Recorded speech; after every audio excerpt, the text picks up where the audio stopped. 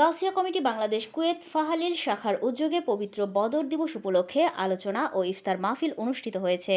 Kuwait প্রতিনিধি জানান, বৃহস্পতিবার ফাহালিল সিটির থাক্কারা রেস্টুরেন্টের হলরুমে আয়োজিত সভায় সভাপতিত্ব করেন প্রবাসী ব্যবসায়ী মোহাম্মদ নেজাম। মোহাম্মদ রহিমউদ্দিন ও দিদারের যৌথ সঞ্চালনায় এতে প্রধান অতিথি হিসেবে টেলিকনফারেন্সে বক্তব্য দেন আঞ্জুমানের ট্রাস্টি বোর্ডের সিনিয়র ভাইস চেয়ারম্যান আলহাজ মঞ্জুর আলম চৌধুরী মঞ্জু।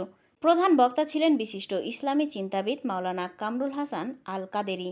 বিশেষ অতিথি হিসেবে উপস্থিত ছিলেন আঞ্জুমানে খোদাম্মুল মুসলিমিন কুয়েত শাখার সভাপতি মাওলানা মহিউদ্দিন সোহাগ, গাউসিয়া কমিটির ফাহালিল শাখার সহসভাপতি মোহাম্মদ দেলর হোসেন লেদু, মোহাম্মদ মাসুদ, মোহাম্মদ মুজিব, মোহাম্মদ আনোয়ার, মোহাম্মদ শফি, নাইম সম্রাট, আনসুর জাবেদ, মহিউদ্দিন সোহেল, আকবর, আলিফ ও আবু সাইদ কুতুবুদ্দিন। ইফতারের আগে পবিত্র মাহে রমজানের ফজিলত, গুরুত্ব ও তাৎপর্য তুলে ধরে অতিথিরা বক্তব্য রাখেন।